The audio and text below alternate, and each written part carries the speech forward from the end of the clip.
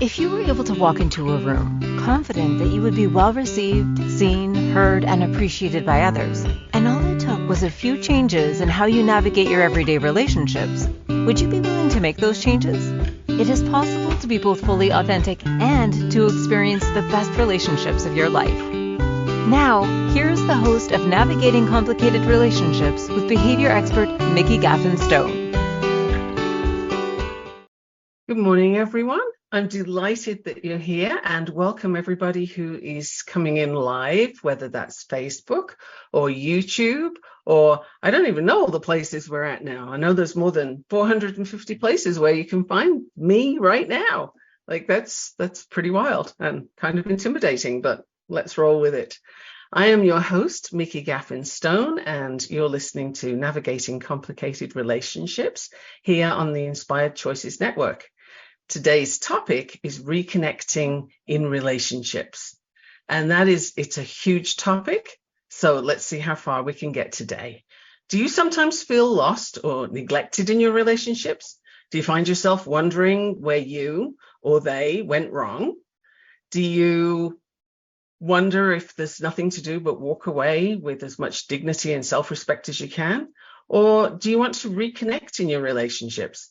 Sometimes this is both possible and well worth the effort. But what does it take to reconnect successfully? How do you know when to stay and when to walk away? We've previously talked about the importance of understanding your own energy flow and behavior patterns, that bringing in human design and applied behavior analysis. You might also recall that your sense of identity and conscious self-perception can change everything. And think about it, it does. I mean, you're looking through your lens, your perspective, and what you see is affected by that. So sometimes an understanding of how the other person operates energetically and where that disconnect actually occurs, that can help you understand the barriers and the obstacles. They can be seen and addressed, and it's often possible for you to work together and build the future as you want it to be from there. So today, if we have time, I'll get to the human design piece of reconnecting in relationships, but I'm certainly going to use behavior change science and give you a whole lot of really juicy information to help you better understand yourself and the dynamics of your interactions with others, whether we're talking colleagues, clients, parent-child. We're going to really look more, I would say, at partners today, but you can take this information and apply it to other relationships, right? Like, think about the nuggets that you're going to hear, take those and apply them. So are you ready for some really cool information coming up? First of all, before we launch into that, I would just like to let you know who I am, in case you haven't heard me before. My name is Mikki Gaffen Stone, and I'm a board-certified behavior analyst. I've studied a lot. I like to study, it's my thing. So I have 4 degrees. I have more than 40 certificates in all kinds of things. One day I'll make a bedspread and put a picture of it out there for you to see. That was my kid's suggestion. Anyway, I have all these certificates. I have all this sort of learned knowledge, and then I have spent my life traveling the world. I'm really interested in cultures and how people do the things they do, why. And so all of this has led to a lifetime of learning about behavior. So I am definitely the person to talk to about this stuff from different angles. I have a lot of different approaches there. And as such, I also do coaching one-on-one. And I just want to mention right now, don't let everybody know, because there's just enough room for maybe 10 people all together. I do one-on-one coaching for 6 months, and then we all end up in an amazing cruise. Like, seriously, a cruise for a week.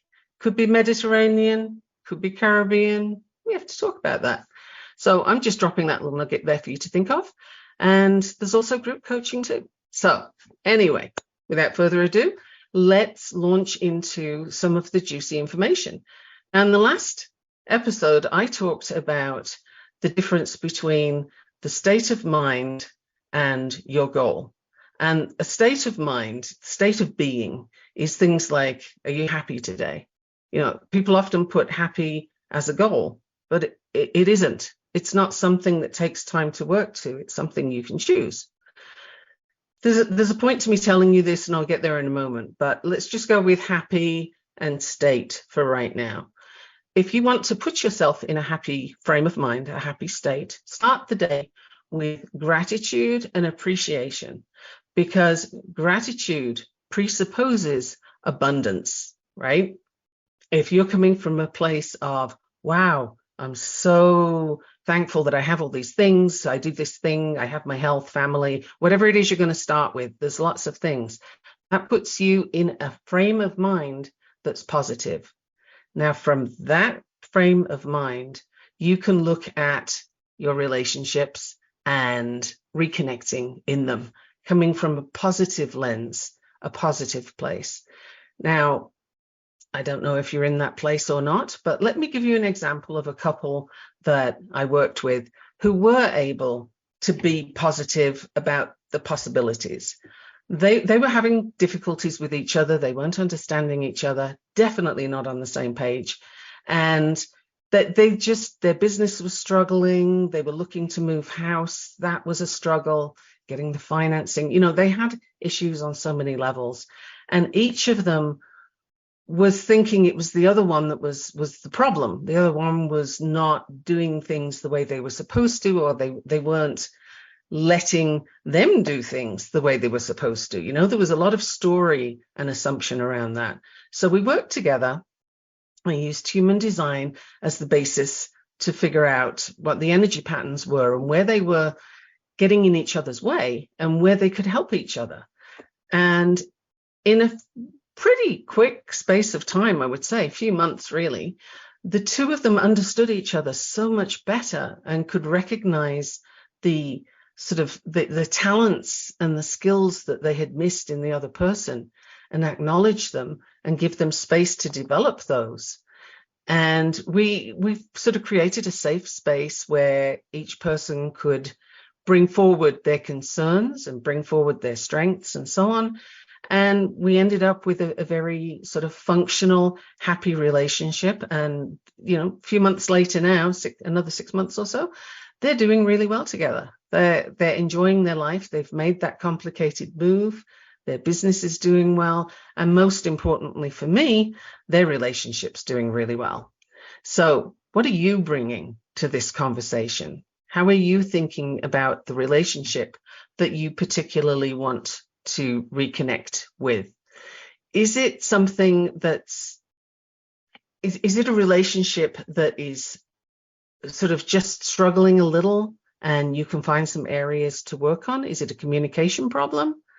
Very often our communication patterns are the deepest issue. And I don't know, but I'm just going to throw it out there. Would you happen to be Generation X or dealing with somebody who's Generation X? Because here's the thing, what are your role models like when you're Gen X? Your parents were probably boomers, and if they were boomers, then they were working, and they were working hard to avoid the lack that they experienced as kids.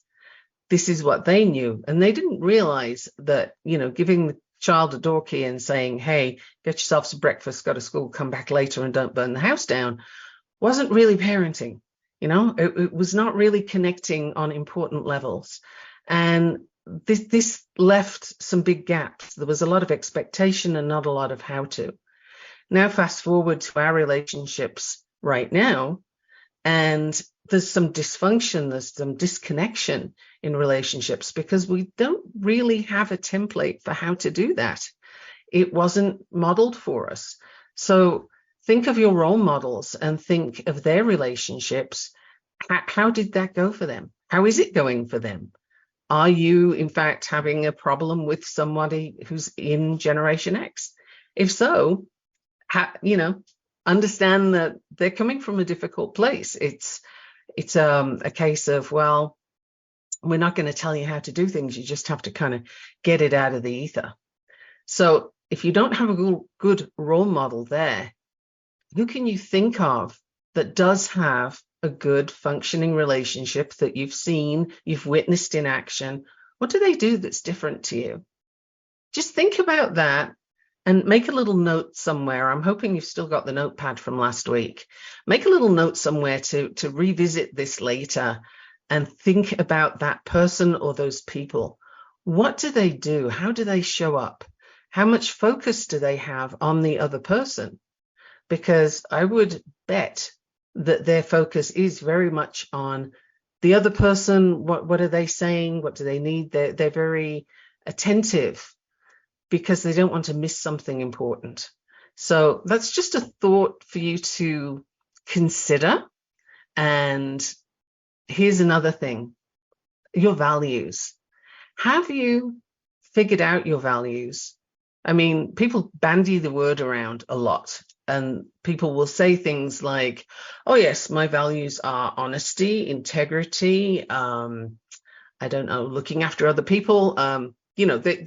There's a lot of good words that we can use, but do we mean them? Is that really us? Maybe you value adventure. Maybe you value freedom, like personal freedom. Do you value open communication? Like, what are your values? That's another little note for you to write down, because we're going to be looking at that in some more depth, or you're certainly going to be looking at that in more depth, because we need to know, are your values clear, and do your values align with your partner or your, whoever it is you're looking at, if it's your child, your adult child, maybe. Do your values align? And where they don't, is that a problem? Do you have a boundary in place? And boundaries is such a big topic that we're going to get to that in a couple of weeks' time, all on its own. But we're going to address it a little bit today because it's important to cover what boundaries are. Because again, you know what? Gen X never got taught how to set boundaries because they didn't have any. They weren't connected with enough to have boundaries. So, that's something that is that missing in your relationship? Because if it is, that's something that we can work on to establish nice, solid boundaries that are clear, and everybody feels safer and more secure when they know where their lines are drawn. Let me give you an example. There's a lot of people have issues with figuring out what a boundary really looks like, but let me just give you a description that perhaps you can resonate with. If you were working in an office, brand new job, first day, you go and sit at your desk, you have a computer, you have a rough idea of, what your job is. You signed up for it after all. But the details, what are you expected to do today? How does that look? Who do you get the information to if that's what you're working on? Like, what does your day look like? If nobody tells you, what are you going to do sitting at that desk? Are you going to feel comfortable, secure, and know what you're doing?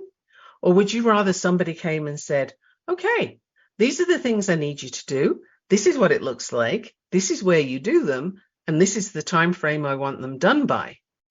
Like, does that feel better? Because I know I feel a whole lot better when, for example, I know there's a break coming up, so I know that I can stop talking soon. And funnily enough, there's a break coming up and I can stop talking soon.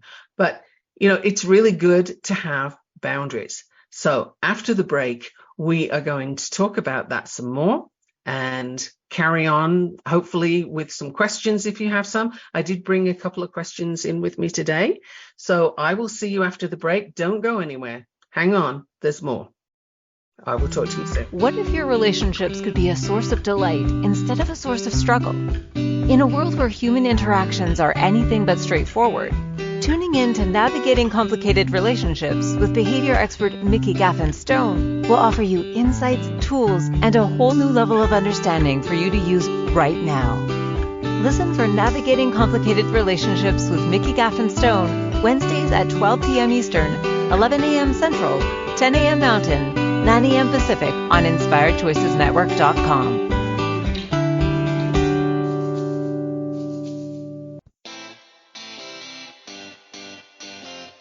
Are you a subject matter expert? Are you here to share your expertise with an audience waiting to hear from you in only the way you can deliver? Are you ready to have your voice amplified across the airwaves? Inspired Choices Network has a global radio platform streaming to millions of people across the world. Professionally produced and supported by an accomplished team every step of the way, you can broadcast from anywhere in the world, knowing your voice matters, and we ensure it is delivered with ease and efficiency. Eager to hear your message, the world awaits. Contact us today to become an Inspired Choices Network radio host. Email become a host at inspiredchoicesnetwork.com. This is Navigating Complicated Relationships with Mikki Gaffen Stone. To participate in the program, join the live studio audience in our chat room at inspiredchoicesnetwork.com. You can also send an email to mikki@gaffenstone.com. Now back to the program. Welcome back, everyone. I'm Mikki, your host of Navigating Complicated Relationships here on Inspired Choices Network. And our topic is reconnecting in relationships. And I just want to take a moment to remind you that you can coach with me as well as listening to me on here. So if you have something that's really important for you to work on, an important relationship perhaps, then just send me an email or go to my website, www.gaffenstone.com, and book a call with me so that we can have a little conversation about what that might look like. I'm open to working with you and ready to help. So just want to mention that before we jump back in. We began our conversation today with starting your day focused on gratitude to put you in a positive frame of mind so that you can be in the right space to reconnect in your relationships.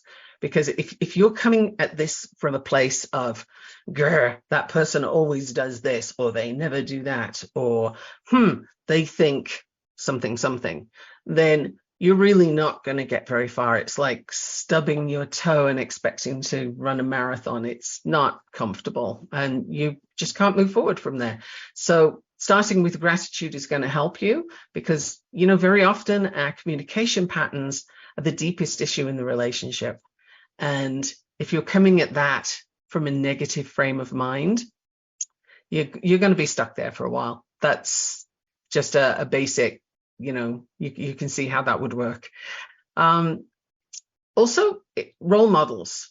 Think of those. I hope you made a note about this, because if you can come up with a few more role models, this will start to show a theme to you of how people communicate effectively. Like what kind of language do they use? Do they use a lot of you, or do they use a lot of I? Are they clear in what they're stating? I suspect you'll find that those people will be. And do their values align? Because if your values align with the person you're in that relationship with, you're going to do a whole lot easier and better, quicker, because you're already sort of moving in the same direction. If your values are very different, that is a conversation you need to have to sort of sort out how important is it? And do you need to be on the same page? Can you be in a different space with those values? Depends on what the value is. If one of you wants adventure and the other one doesn't, but one is allowing the other to be adventurous and the one that wants to be adventurous accepts to do that, then that could work. Like how important is that value that you both share? So let's go back to the frame of mind for a moment and look at the subject of blame. Now, I'm going to mention this probably every week because it's such a huge deal. Like, it's so paralyzing.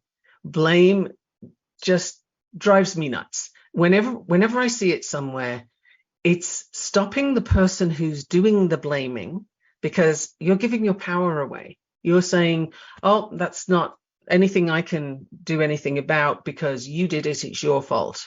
So you hand your power away. You can't do anything. You can't take action from there.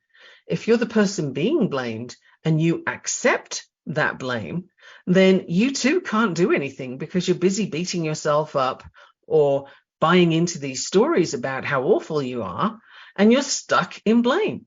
So again, you can't take action. You can't do anything to improve the situation. So if you tend to come from a place of blame, know that that is disempowering. And if you can put that down and not go into the blame, it might feel for the moment like you are, nobody can tell me it's my fault because it's not me, it's them. But we're not talking fault here. We're talking blame. Fault is immaterial. It's really, are you allowed to take action? Are you allowing yourself to take action, to do things differently, to do things better? If you want to reconnect in a relationship, that is going to have to be a part of the deal. No blaming of yourself or of anyone else. You're giving your power away, and that is just, it's not a place where you can work from. So by now, I think you would have a relationship or two in mind that you want to fix. So do you know what the most important steps are for you to take first? How close to this person are you? Are you able to have that conversation now, or do you need to start some what we call pre-framing, which is sort of building things towards that conversation of, these are things I'm concerned about. And one of the things you need to bring in here is intentional framing. Intentional framing is when you state the thing you're trying to get across to the person in a way that presupposes positive action. Now, I'm going to explain that because that's a lot to handle. But for example, if I said, oh, let's see, what are we going to do with so-and-so when they come and visit? So the presupposition is this person's coming to visit. It might not be the best example, but I think you can get where I'm going with that. So intentional framing shifts the focus, and it brings forward an idea that this thing is happening. Now, what's the positive thing that comes afterwards? Another aspect that you can do is reframing. So one that's going to come up next week quite a bit in the show that I'm doing about teens is teens, thinking of them as sort of bratty, badly behaved, hormonal human beings who are put on earth to drive you nuts. You can have that view, a lot of people do, but how about looking at your teen as an adult in training? Does that reframe, shift how you look at that teen? Because that person, they're learning to be an adult, but they're not there yet. So you have the fluctuation between, I know all the things and I know what I'm doing, and where's my teddy bear? And they can't help it. This is the stage that they're at. So can you reframe how you're looking at that teen and work with them from a place of, how can I help you get through this and come out as a decent adult the other side? So that I could go there right now because it's one of my favorite topics, but I'm going to leave that for next week. Parenting your teen is coming next week. So come back for that. And because there's some good stuff there. If you've been a teen, you'll understand more. And if you have a teen, it's going to help a lot. Yeah. And if you teach teens, if you're a teacher, you might want to come back for that. So framing and reframing. For example, if you speak in an ambiguous way, you say things sometimes in order to not sound aggressive or not sound assertive, even particularly for women, right? We're still having problems with being assertive. We'll get there.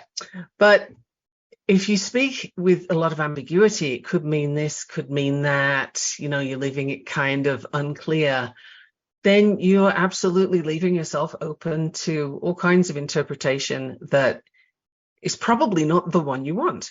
So do you speak clearly? Can you speak clearly? It's worth practicing. Do you choose, when you're framing, do you choose a problem frame? Like, we have an issue, we've got to sort this out. You never clean your room, it's a hot mess. Or, if you're talking with your partner, this is a problem. You come home late at night and, I'm not happy about that. Well, okay, that's the problem frame, and you're setting yourself up for an argument. You're setting yourself up for pushback. How could you frame that with possibilities. I would love it if you would come home at this time tonight or tomorrow night, whatever, so that we can have dinner together. I'm really looking forward to having dinner with you. That's a different way of addressing the same problem of that person being out late, for example. And again, think back to your parents, especially Gen X, but not only. How were their relationships doing? Because remember, your parents were working, most likely, both of them working. Were they kind of frazzled? Was the interaction good? Was it very hierarchical? What did you see? Again, make some notes. That notepad should be filling up by now. I hope so anyway. Generation X really didn't get a lot of how to. So in these communications with your partner, with your adult child, with your teen, give yourself a break here, but it's time to learn some new tools, some positive framing. If you come in assuming attack, it's going to feel like an attack. So let's get away from that and get into the possibles. So on the subject of blame and not blame, what I'm saying then is own your mistakes. They're yours. It's not a blame thing. It's not a fault. It's a responsibility, because once you accept, oh yeah, I messed up. That was a thing. Then you can look at, how will I do that differently? What do I need to do next time? What happened there? And let me tell you something, those places where you make mistakes, that's the gold. That's actually what we're here for on this planet, is to learn. And you learn from mistakes far more than you ever learn from the easygoing periods of your life, right? If you're just having a smooth time, which we're told in society everybody should have, your relationships should be happy and smiling and everybody's pleased with everybody. That's not real. That's why it's not happening for you in that way. It's not a real thing. You can't sustain that. If you did, you'd be bored out of your mind. Challenge is where we grow. Challenge is where you learn things. So accept that there are rough patches, but be curious about them rather than blaming. What's happening here? Why did he say that? Why is she doing this? What does that all mean? And what should I be doing here? What do I want to do here? What's my role? Lots and lots of questions. So again, I hope you're writing these down, because there's a lot of thought for you to do later. And again, remember, at every stage of the process, this is not about blame. Nobody's judging anybody. That doesn't help. It just keeps you stuck. And we're here to get unstuck. So take action from a place of understanding that, yeah, you messed up. You're human. You do that thing. We all do that thing. When all is quiet, you can bring up these subjects with the person that you're reconnecting with. Let them know that you'd like a deeper connection with them. We're going to look at this very soon. We have a break coming up shortly, so we'll go into that in more detail at that time. But so far, I want you to think about your values. Who's blaming whom, if anybody? Do you need to blame? Do you have boundaries? Do you know what those are? I promised I'd go into that in a little more detail, and I will, but there is a whole topic coming up on that one. So don't worry about it if we don't get to too much today. And did you know that your human design will affect how these interactions need to happen? I'm probably going to have to do a whole show on that on its own, because there's so much information there.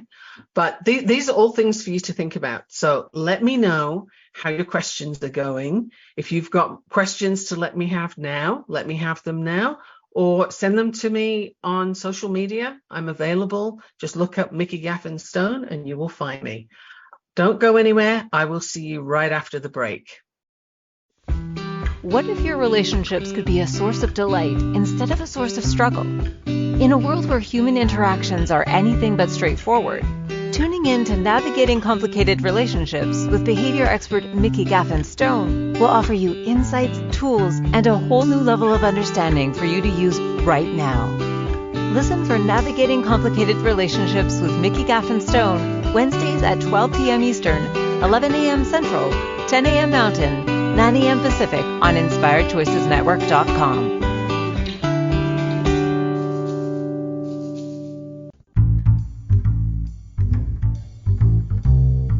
How wonderful would it be to carry your favorite Inspired Choices Network host with you throughout your day? Well, now you can. Inspired Choices Network now has its very own mobile app. Our free app offers live streaming shows, along with thousands of podcasts and TV episodes. Our shows cover a wide variety of topics. Whether you're waking up with us, carrying us through the day, and taking us to bed with you, we're always here for you to enjoy. We're easy to find. Just search for Inspired Choices Network in the Apple App Store or Google Play Store. This is Navigating Complicated Relationships with Mikki Gaffen Stone. To participate in the program, join the live studio audience in our chat room at InspiredChoicesNetwork.com. You can also send an email to Mikki@gaffenstone.com. Now back to the program. Hi, everybody. Welcome back. I'm delighted that you're here with me, Mikki Gaffen Stone, your host, and we are talking about reconnecting in relationships. I'm giving you a whole lot of things to think about, a whole lot of notes to make, so I hope you're making them. And the place we've reached right now is how can you reframe the way you address problems so that they come out as possibilities? You're asking for the possibilities. You're expecting and anticipating the possibilities and not the problems when you put your conversation together. Think about it before you speak so that you're saying really what you want to have come back to you, right? If you put a whole lot of grr out there, guess what's coming back? It's not going to be sweetness and light, and it's not going to be butterflies. It's going to be a whole lot of grr. So think about how you're going to frame what you're saying. Remember, blame is paralyzing, so don't use blame. If you can shift to a more positive outcome in your conversation, then you're off to a flying start. Now, the next question is, can you be objective when you're stating your position and your goals? This is key, actually. We use this in behavior analysis all the time. Subjective means I feel this, I think this, it's more I feel, I guess. It's all about your perception. When you use objective language, you're stating what you see as fact. And that's a little more concrete, and there's no emotion involved. So if you can state your position objectively, state where you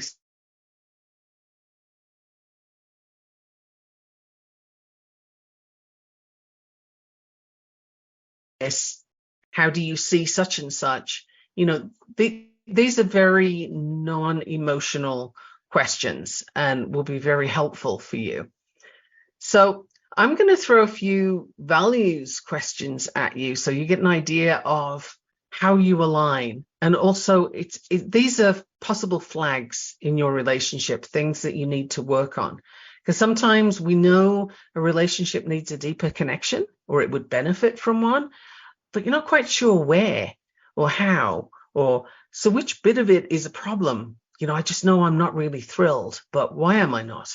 So do you argue a lot? Is one of you jealous?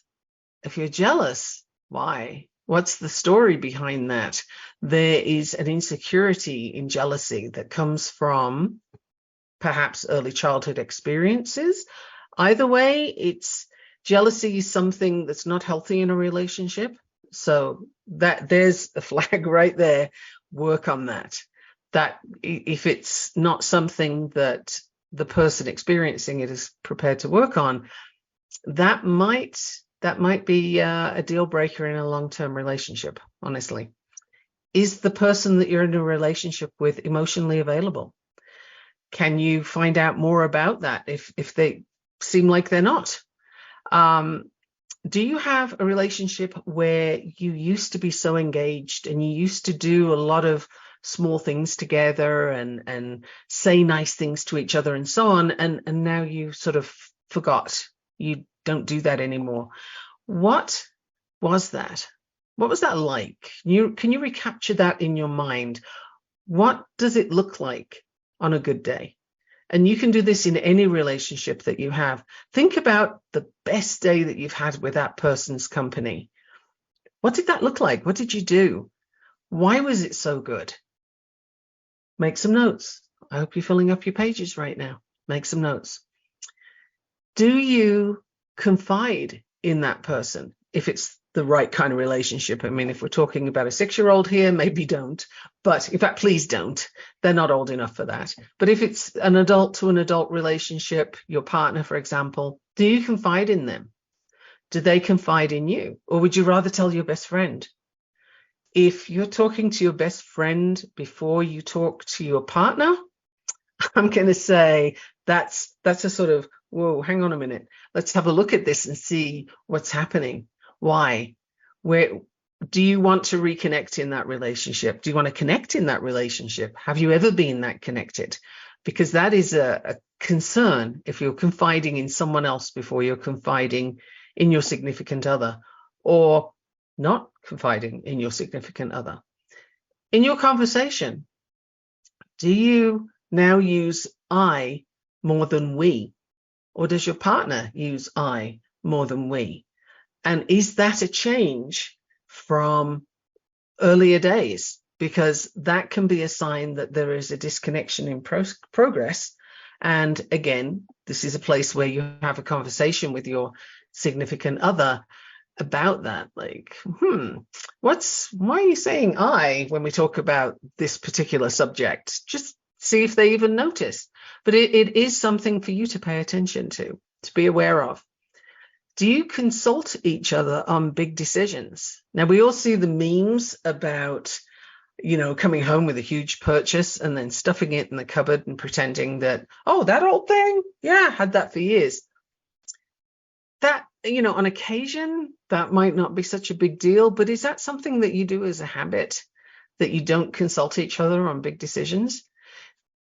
Teamwork needs to be teamwork, right? So if that's something you don't do, ask yourself why not. All of these things that I'm bringing up for you to consider right now, get curious about them. If any of them make you stop and think, or if any of them annoy you, that is a trigger. And if it's a trigger, it means there's something there. So that's a great place to stop and have a look, right? I like the gritty stuff because that's where the learning happens. And that's actually the place you're looking for. So if you found something that's like, what is she talking about? Or that never happens here, or we do that, but that's not a problem. Just stop and ask yourself a few questions about that and think about it. I'm not saying it has to be a problem. I'm saying it needs to be looked at. So have you gotten to a place where the quirks about that other person, the little things they do that initially you found kind of charming, cute, funny, whatever it was for you, are they irritating now? Something has shifted if that's the case. And that is a warning sign to you to pay attention. Why is it now irritating? What happened in the narrative that changed for you? And is that on both sides of the coin? Like, does your partner have the same issues with you? Do you now get called out for things that used to be considered acceptable, funny, cute? How did that shift? What happened? And is it a place where you can sort of untangle some knots that have built up there? It's something to look at, right? Now, if you've got a partner who is projecting their stress onto you with a whole lot of blaming and shaming, we've gone into that topic, and it's a big one. It will keep coming up because it's so huge. If they're doing that, that is a conversation you need to have sooner rather than later. Being blamed for things is not a healthy place to live. You can't hold all of that sort of weight of the other person's responsibility. It's simply not progressive. It's not, you can't breathe from there, honestly. Is your partner putting you down? Do they belittle what you do? Do they belittle what you say? We're getting into some very difficult territory at this point, and you may want to take into consideration all the other things that we've just discussed Do you want to reconnect with this person? Have a conversation about that, perhaps. It depends if you feel safe to do so.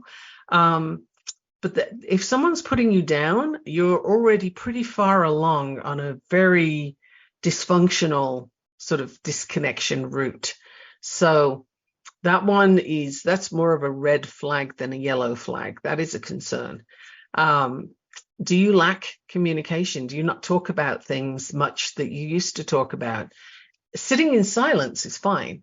That can be companionable. You're both reading books, or, if you watch television, maybe you're both doing that. It's fine if it's companionable, but if it's silence because you ran out of things to say, or you're just not interested in knowing what the other person's thinking, then again, is there some way you can recapture the excitement that you once had? I'm going to make the assumption that you had some, and that's how you got this far.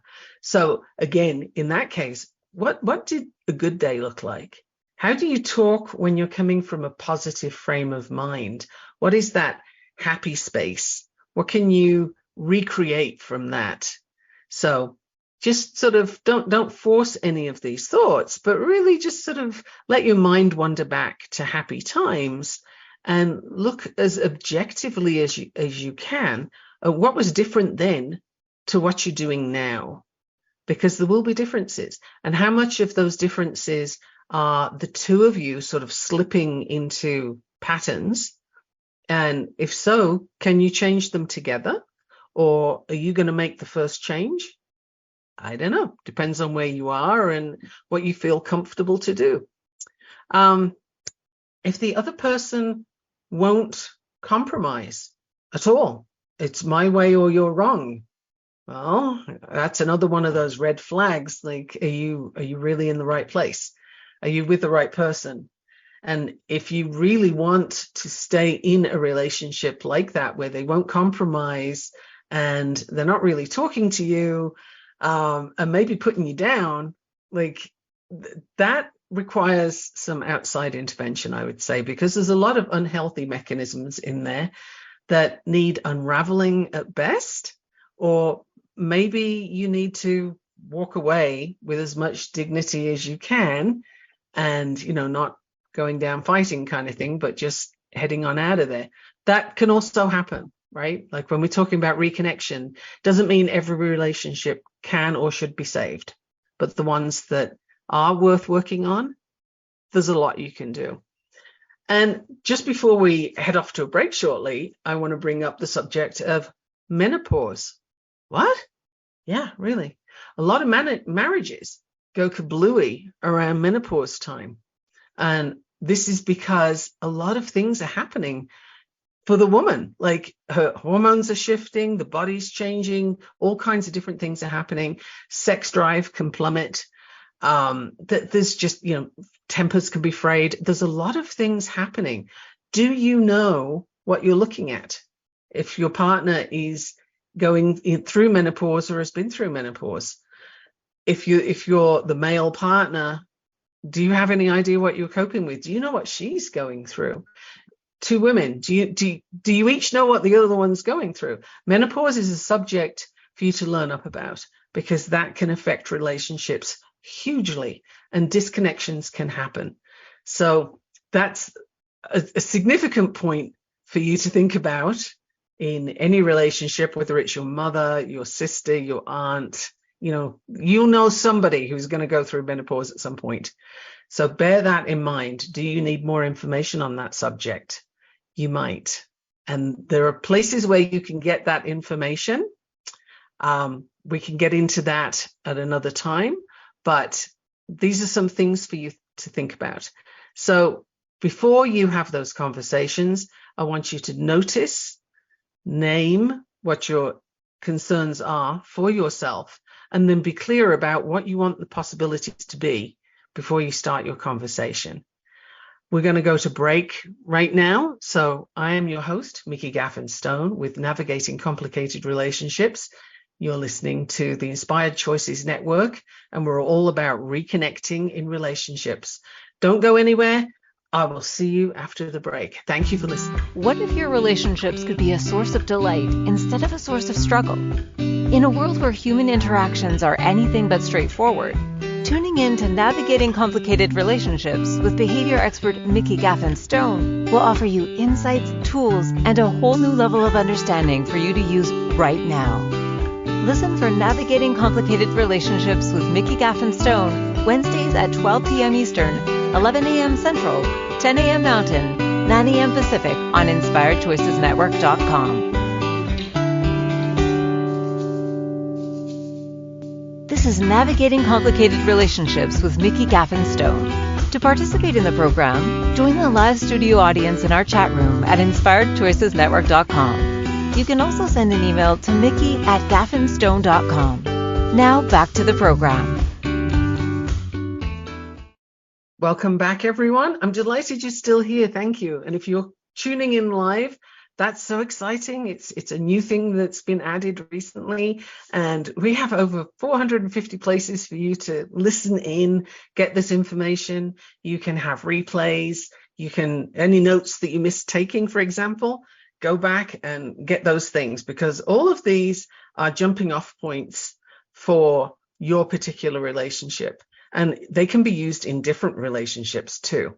So, think about the different things that I've said as almost like a checklist, and start with the most important relationship you're thinking of first, and then look through the other ones too. There can be a sort of modified version for colleagues even. Obviously, some of the more personal stuff isn't going to be applicable, at least. Yeah, let's just leave that on. So you go through your checklists with each of the relationships and that you want working on.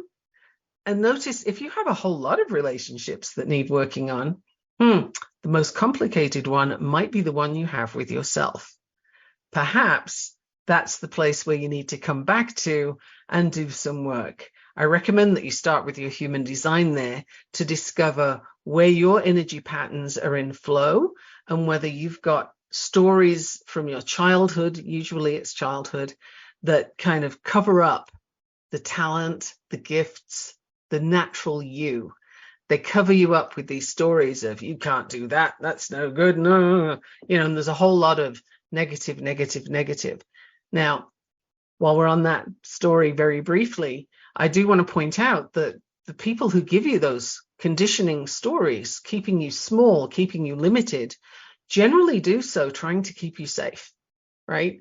It's not from malice. Sometimes it can be, but we'll go with the majority that it's not from malice. However, if it's not you, if it's not naturally, authentically you, then that is going to give you some limitations and some issues, and it can show up in your relationships. So if your parents had a dysfunctional relationship, if there's a lot of screaming at home or non-communication at home, chances are this is showing up in your relationships now. So that is something for you to work on. What patterns are you repeating? What have you picked up from your childhood, from the significant people in your life that you just took in as being, this is how it goes, this is what we do, this is the approach? And that is something that we tend to default to. And when you're growing up and you think, I'm not going to do that thing my parent did, and I'm not going to do that my parent did, and we have a whole lot of story about what we're not going to do, we're looking back at the problem and not forward at the possibilities. So this is where your framing comes in. If you find that you're looking back at dysfunctional relationships and repeating them, I invite you to turn around, take a fresh look, have some gratitude first to put you in the right frame of mind, and then look, if I wasn't doing that stuff from before, what could I be doing now instead? What would it look like if I did these things? What can you change? Think about a few things that typically spark an argument, for example. Is there a way you could express yourself differently? And are you being assertive or aggressive? Assertive simply means that you're stating your case and you're sticking to it. Aggressive is where you're forcing your case. You're yelling louder than the other person. You're being sort of more in their face, It's like there's a difference between aggressive and assertive. And the language is interesting because women who are assertive are often referred to as aggressive. So think about that. If that's in your story, are you not being assertive because you don't want to appear aggressive? This is something to make a note, think about it, because that could be getting in the way of a healthy relationship for you. Now, I want to get to the point of if it's time to call it quits. If this relationship is not one you can reconnect to, let's address that. And I'm going to say if it's time to call it quits, then extricate yourself as gently as you can. There's no need to be pointing fingers. This person did that. That person didn't do that. Like, it doesn't matter at this point. If it's time to go, it's time to go. Unless it's a toxic situation and the safety involved, that's a different thing. And you already know that is. You need to get out there as quickly as possible. But focusing on what's wrong with the other person as you go just keeps those ties going longer. It drags it out. It makes it painful for everyone, and nobody actually benefits. If you have kids involved, remember that when you're saying things about their other parent, you are describing 50% of their genetics. You're describing a person that they love because it's their parent.